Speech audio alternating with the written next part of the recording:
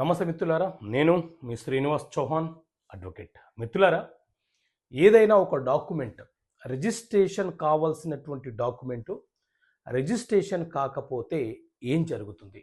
So మిత్రులారా, సాధారణంగా మన దేశంలో రిజిస్ట్రేషన్ యాక్ట్ 1908 అనే చట్టం ప్రకారంగానే ఏ డాక్యుమెంట్లు రిజిస్ట్రేషన్ కావాలనో ఆ డాక్యుమెంట్లు రిజిస్ట్రేషన్ కావాల్సిందే.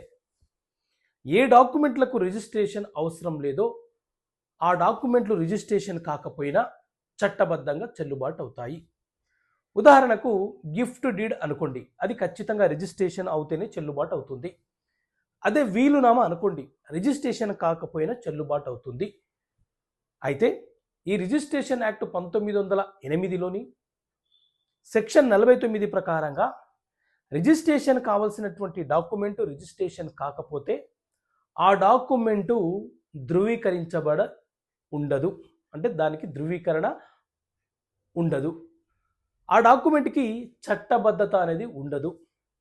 ఏదైనా ఒక డిస్ప్యూట్ ఏర్పడి న్యాయస్థానంలో కేసు ట్రయల్లో ఉన్నప్పుడు ఆ డాక్యుమెంట్ని సాక్ష్యంగా స్వీకరించడానికి కూడా అవకాశం ఉండకపోవచ్చు.